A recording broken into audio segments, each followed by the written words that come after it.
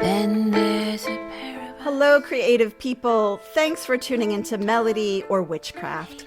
I'm your host, Catherine Petricelli. On the podcast, we hear a poet read a work of their own and an Emily Dickinson poem of their choosing that contributed to their work. We discuss poetry, Dickinson, the fluidity of time, and the scope and sources of creative inspiration. The past is such a curious creature, Dickinson wrote. Join us to find out how it can teach us about our now. You know how dreary to be sound. Empty my heart of thee, its single artery, begin to leave thee out? Simply extinction's date. Much billow hath the seam, one Baltic. They subtract thyself in play, and not enough of me is left to put away. Myself meant thee. Erase the root, no tree. Thee, then no me.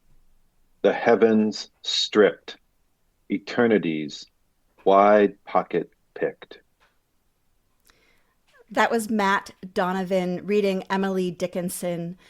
Matt Donovan is the author, most recently, of We Are Not Where We Are, Bull City Press 2025, which was co-authored with Jenny George, and The Dug Up Gun Museum, BOA 2022. He is the recipient of a Whiting Award, a Rome Prize in Literature, a Pushcart Prize, and an NEA Fellowship in Literature. Donovan serves as the director of the Boutel Day Poetry Center at Smith College. Hi, Matt. Hi. Thanks so much for being here. I'm so happy to be here. Thanks for the invitation. You are in some really good company this season because for whatever reason, love is in the air.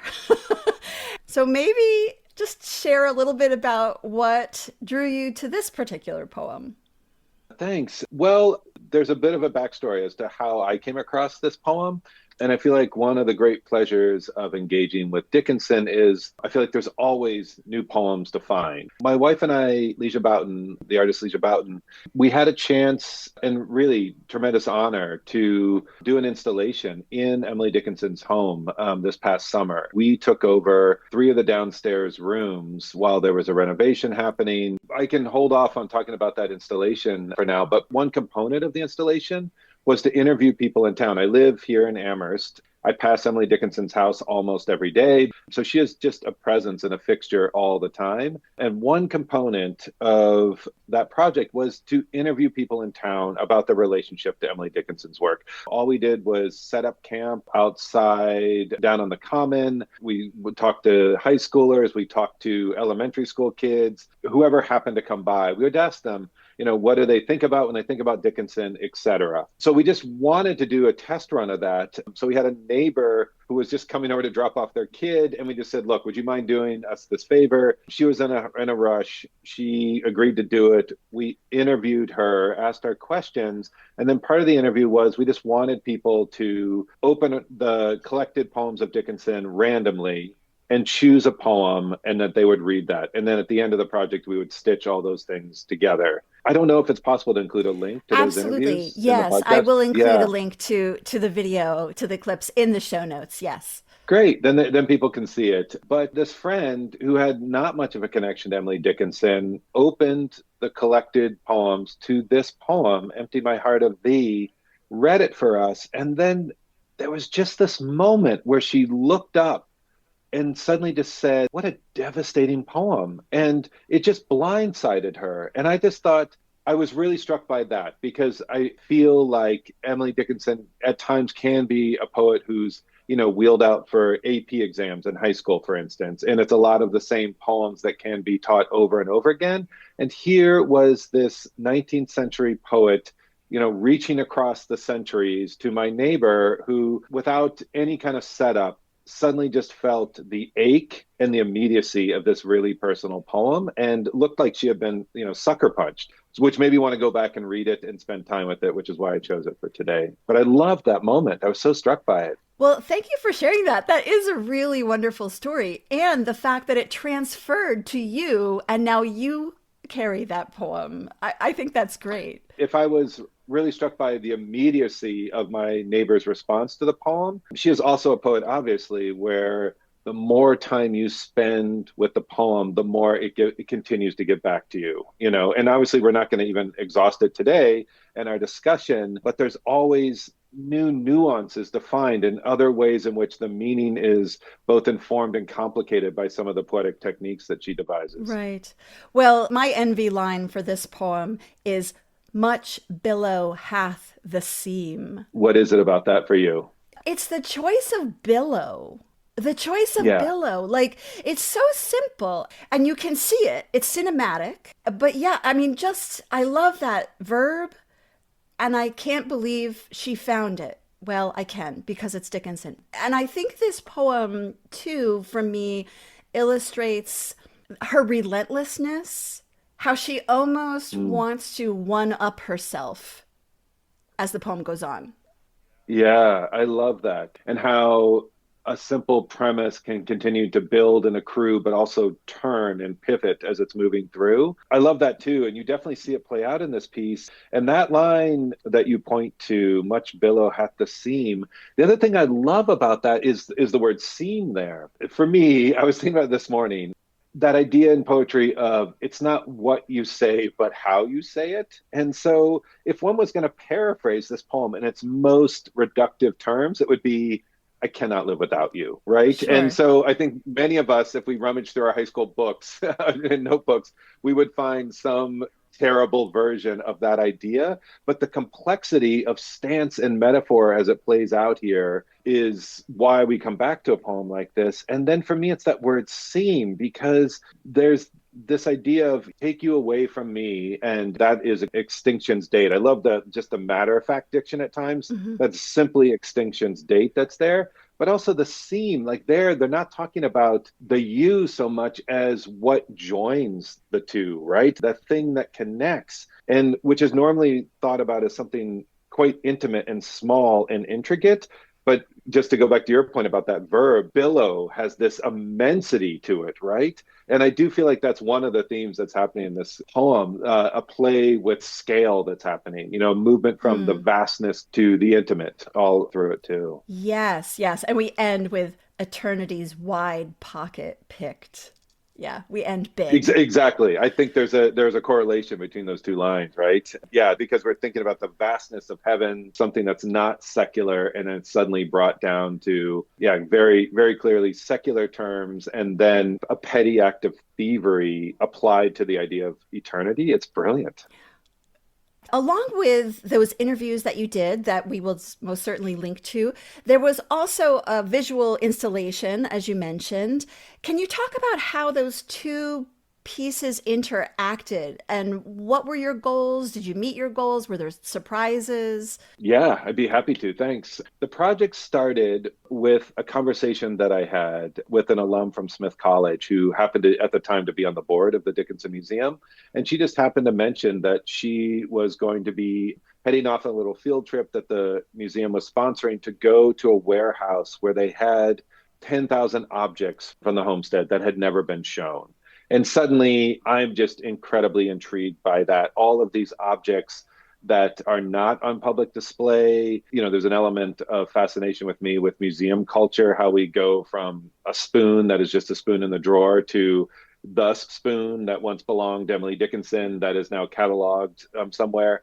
So my wife and I, we've collaborated on a number of different projects together. We were eager to find the next project, but weren't sure what that would be. And when I came home and told her that story, her response was, oh, maybe that's our project. And it just began from there. So initially, we did not know at all what our focus would be on it. And then it just happened to be that we had started those conversations at the same time that they were at the museum, initiating a series of renovations in what had been the former laundry room and kitchen. So those rooms were going to be vacant for a period of about 4 months. So it was just serendipitous that we happened to ask them about doing some sort of project. And in the end, we had so many fascinating objects that we were excited to engage with, but we ended up focusing on two in particular. One were the wallpaper scraps that were original to Emily Dickinson's bedroom. So now we've been able to recreate that pattern through those scraps, sort of best guess at Yes. what it actually was.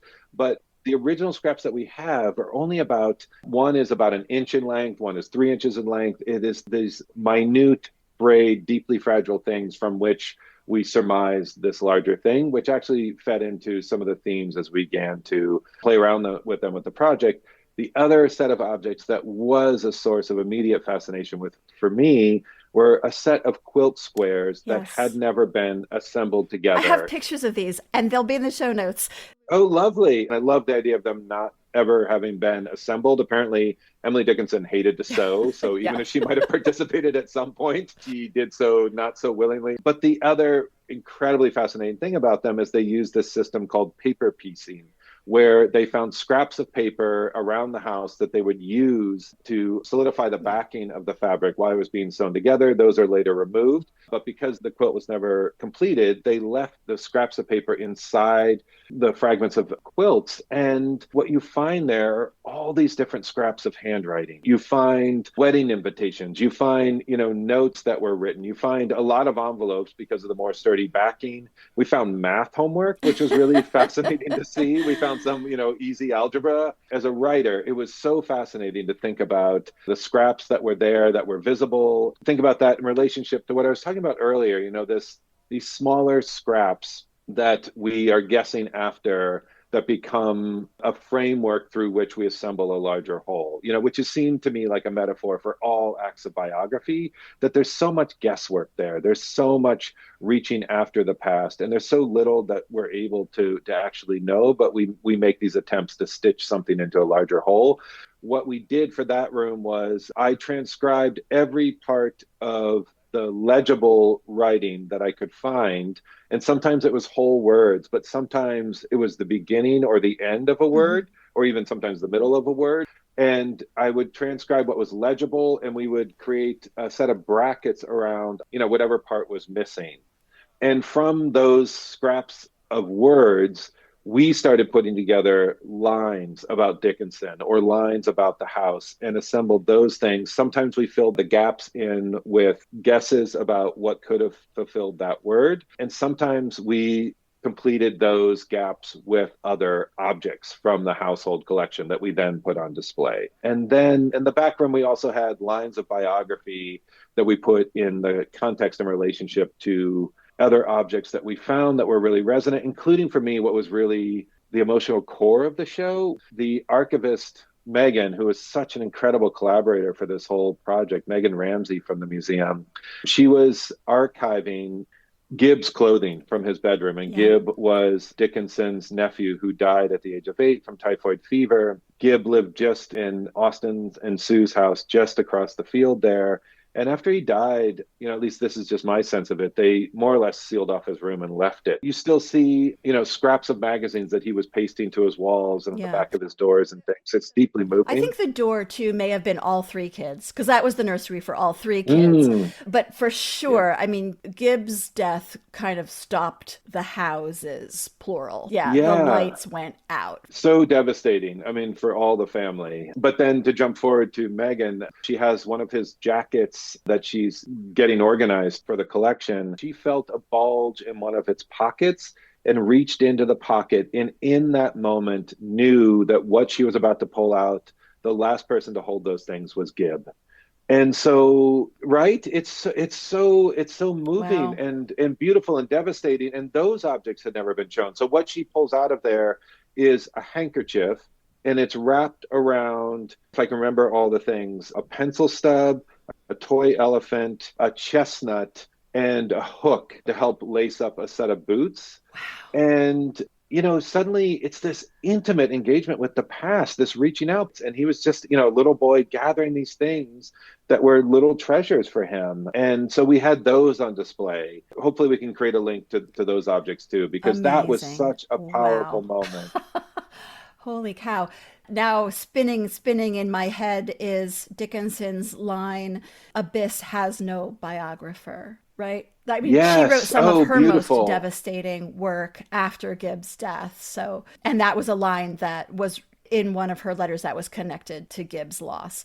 Again, that example of these small, intimate things that are just representative of this enormity, right? Of a life, or in this case, of grief and loss and this devastating death that took place. Yeah, I love that the material history is able to provide that kind of context and the kind of context to the writing. There's just a chain of links happening there. No, I totally agree. And the lines from biographies that we picked to have in context and in dialogue with those objects, for some of them, not all of them, but some of the lines that we picked, they were sort of deliberately over the top. There's one that the writer is comparing Emily Dickinson's solitude to being like a snail. And it's this long, like epic simile of a snail that reaches out its head and turns side to side and is glistening. And we just had this moment of like, who is this line really about? Is this about Dickinson, or is this really more about the writer, just sort of flexing with some snail lyricism?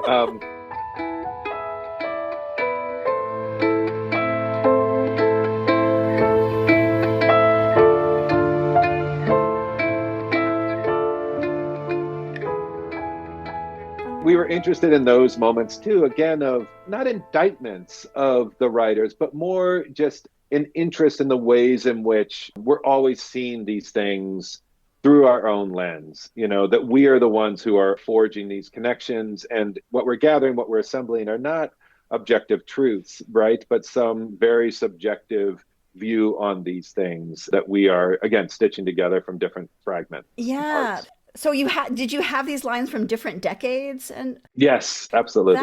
that's great. Who is she to us in this decade? Who is she to us in this decade? I often ask people, actually, who is your Emily? And I'm actually quite interested in that question for you, partly because you have the distinction of being my very first non-female guest on the podcast.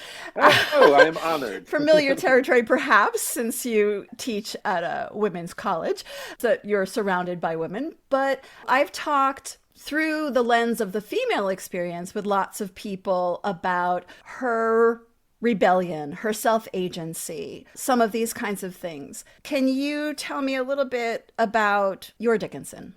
How I came to her and my own relationship to her. How does she live with you? What do her Yeah. poems or her biography or some combination of that, how does that inform what you know of poetry or how you think about a literary ancestor? So for me, I feel like even though I've been aware of her work, obviously, for a long time, I feel like it's since I moved to this area that my deeper dive took place, not only with Dickinson's life and thinking about her as a fixture in the community, right? I mean, she, among many other things, among all of her genius in terms of poetry and in terms of her metaphysics and her syntax, she is also a tourist attraction, right? So like there's that component happening here. Like also downtown in Amherst, I pass every day, someone has painted her portrait on one of the electrical boxes, right? And I'm interested in the cultural phenomenon of Dickinson in addition to what she's doing on the page. I feel like for me as a writer, I leaned towards Whitman for a long time more than Dickinson in terms of Whitman was more immediately accessible to me. My own poems and my lines tend to be longer. The amassing of his lists, the long lines and the reaching out versus the brilliant compression of Dickinson's. And then I also feel like so many of her poems are, at least this was my own experience, but I think it does happen. I think they're probably taught wrongly at the high school or junior high level. So like the poems of hers that I'm less interested in are the kind of riddle poems. And I feel like those are the ones that get wheeled out, the narrow fellow in the grass. And I know there's a lot more to that poem than discovering she's writing about a snake. But I feel like to treat a poem like a riddle is antithetical to what poetry is all about. It's not about solving the one thing and then you've solved that poem and you can move on.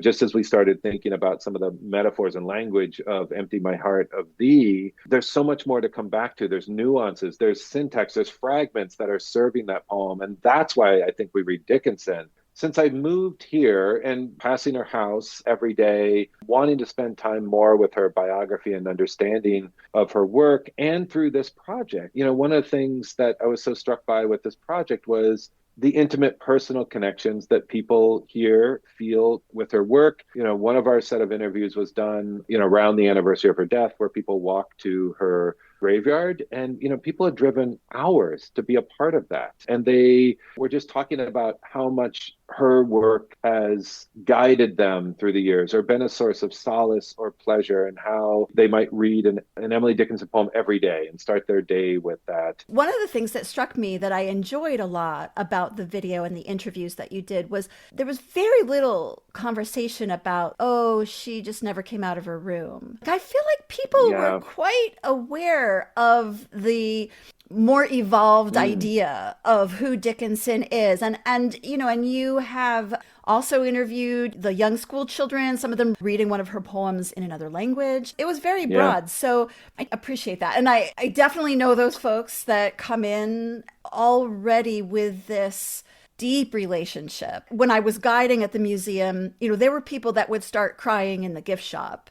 And that was it. They would cry the entire tour. Yes. And I'm so glad you said that about the more complex version of Dickinson that people were bringing in. It took me a while to sort of get past those canonical poems that are wheeled out so often. And I don't mean to be dismissive of those either. Like those poems, there's a reason why they are some of the most well-read and beloved poems. It's drilling down into the complexity of those poems resonate more with me. Yeah, I mean, again, back to your point, reading her letters and having now a better sense of her biography. I mean, she was funny as hell. She could be catty. She could just have these beautiful, like, offhand zingers. Yeah, I call her the mic drop girl. Yeah. Yes, exactly. Lines that are just cast off. Or, even like her dismissiveness of house cleaning, these little witty jibes. House is being cleaned. I prefer pestilence. Yeah, exactly. And then even the title of our installation is called A Something Overtakes the Mind. And that is a line from, I don't even think it was a letter. It was just a scrap of writing that was found, or at least if it is a letter, it's unclear who it's written to. But she's talking about the idea of how one can have this rapturous experience of language as one is reading, and it's almost like the world becomes unhinged. A something overtakes the mind. So as a way of stilling that, or as a way of contending with that, she is talking about the desire sometimes to read a work backwards in order to maintain a sort of grounding of it. I was talking about, actually, it was my friend Jenny George, who I was sharing the background of our exhibition's title with. And Jenny just said, my God, she's a neuroscientist. Like the way in which she's talking about the workings of the mind. The idea that you would read something backward as a means of ensuring that you can contend with it. And that's just one interpretation of that line. Well, maybe you would do us the honor of reading the poem that you brought. Sure. And we're going to be right back in the homestead with this one. We are. So the inspiration for this poem is definitely also from the museum staff at the Dickinson Museum. A number of years ago, they started a process by which you could reserve Emily Dickinson's bedroom and use it as a place to write for an hour. So you could rent it out for an hour. But I was hearing about the story of one poet in particular who came to visit the homestead, and they set up there in the bedroom, and they said, here's your desk, you can write here, and we'll be back in an hour. Don't touch the bed, don't touch anything here, and blah, blah, blah. So they left, and they came back, and they opened the door and could not find her. And they called out, and from under the bed, this poet came scuttling out. I think the story is that immediately after they closed the bedroom door, this poet just went tearing under Emily Dickinson's bed, where she spent the entire hour of her time. I love the strangeness of that story. And I love the forever enigmatic nature of it as well, that the motivations are unclear. I started to think about it, the act of what that poet did, as a metaphor for poetry itself. This is called The View from Under Emily Dickinson's Bed. Some chair legs and the legs of the provided writing desk you ignored. Several inches of wallpaper vine tangle and pink roses clustered just above the room's cream trim. The heating vents grid, with its darkness divided into little squares, and the pleated hem of the white dress worn by a headless mannequin intended as a stand-in for the poet. Isn't this what you wanted? To pay for an hour alone in this room, and then, for reasons you never tried to name, shimmy shove your way beneath after the docent leaves? To be scrunched, wedged between floor and slats, badass and weird ass all at once, craning your neck, taking it in. Maybe don't sweat the low hanging, why am I doing this, that comes knocking if you let it. You've made a strange choice, but that's more than okay. And now this is where you are, unsure where to place your hands or what to do with everything you can see from within this cramped space you chose. Just great. Yes, I am familiar with the story.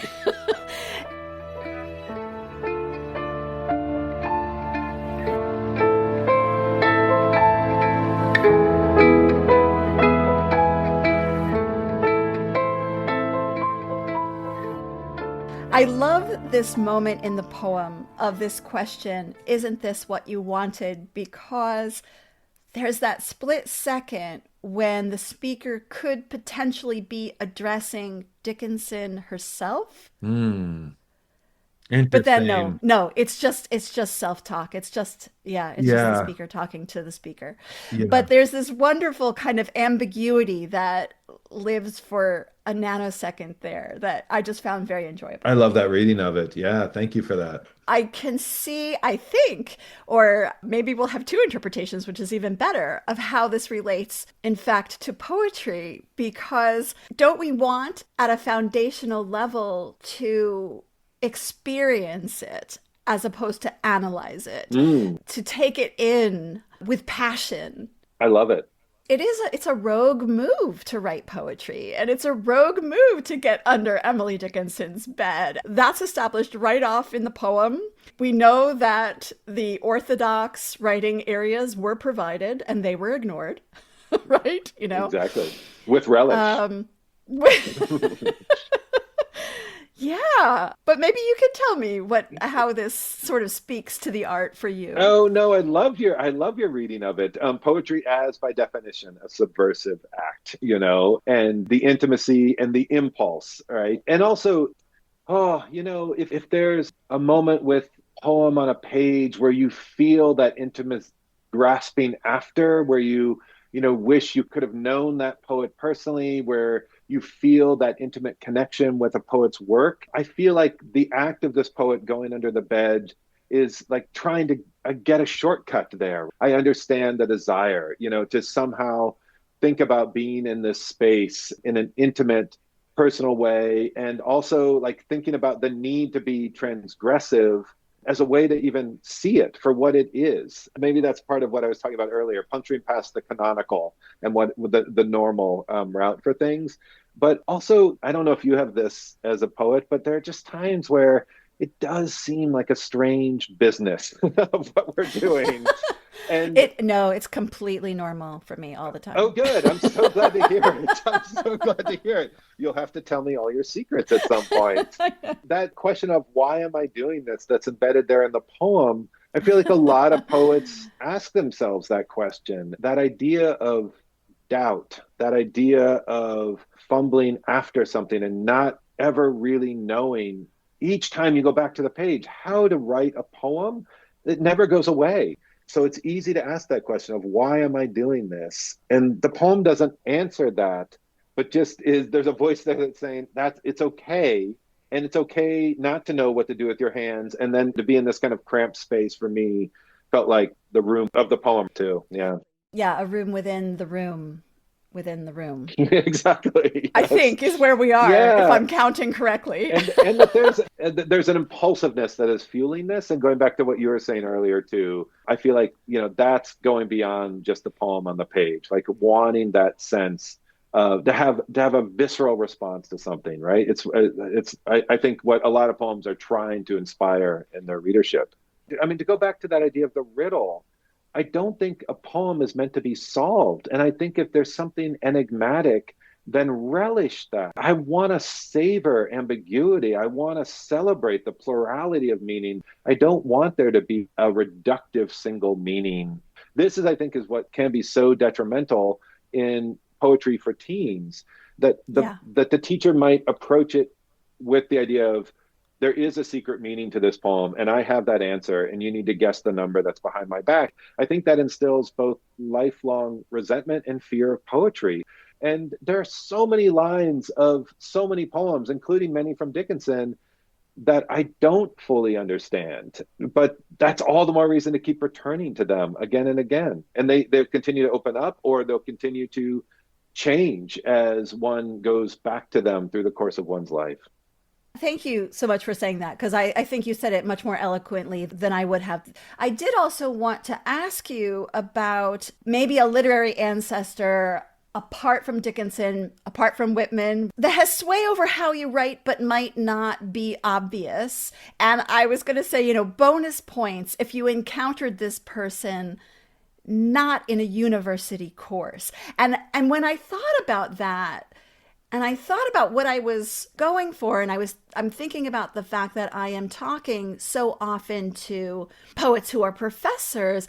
I guess I'm curious about what that says about the place of literature in our culture.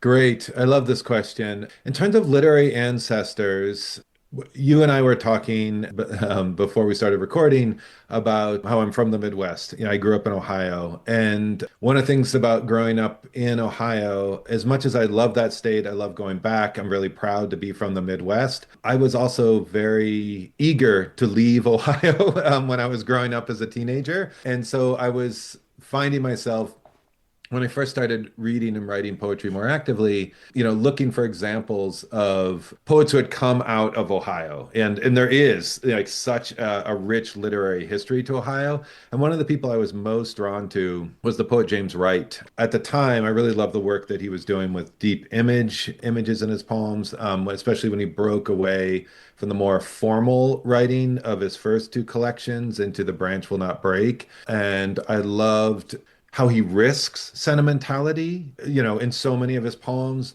but he finds ways through qualifications or his use of image and how those are generated on the page to still risk sentimentality, but still step free of it.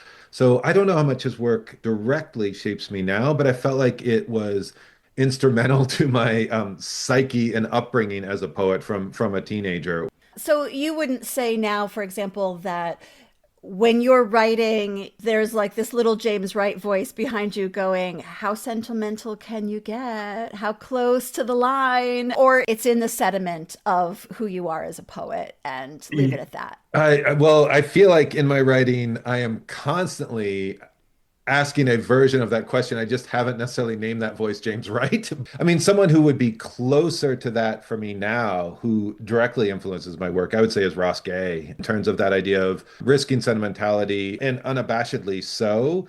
In my own work, I have so many moments where I think, oh God, that is cheeseball, but how can I earn that somehow? Ways of contextualizing it or adding qualifications or a corrective immediately afterwards, that you're sort of getting it both ways. I mean, Ross Gay he is a poet I return to, whose greatness on the page I am constantly learning from. Ah, that's wonderful. And a contemporary, we should make clear for anyone who's not familiar, Ross Gay is with us. The reading series at Smith is the place that I first saw Ross live. Oh, is that right? As is true for many, many poets, because I was living across the river from Amherst, where you are there in Northampton for many years, and right down the road from Smith. So I do miss my Smith poetry series, and I sometimes still get on the live streams. Well, what's the next project? I wrote years ago, I think it came out 10 years ago, a collection of lyric essays. I've since that time only written poems, but I have found myself wanting to go back to the essay form. When I first started writing those pieces, the metaphor I kept using was, I feel like a dog bounding off the leash. I love doing research for all of my work, whether it's an essay or a poem. It often can be difficult to get that research into a poem form. As always, I don't know what I'm doing, but I'm gonna start doing it and just see where it takes me. Matt, Donovan, thank you so much. This has been a lot of fun. It's been great. Thank you so much for having me on your podcast. It's really wonderful to talk to you. Thanks for being with us today for Melody or Witchcraft. You can find out more about today's guest by going to mattdonovanwriting.com. Our theme music is by Emma Wallace. You can find us on Spotify, YouTube, Apple, and more. But for the complete show notes, please go to the links at melodyorwitchcraft.com. Regardless of how you find us, please comment, like, repost, recommend. We'd love to hear from you. How dreary to be somebody, how public, like a frog,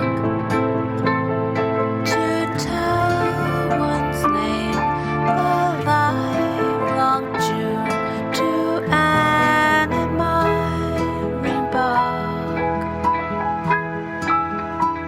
I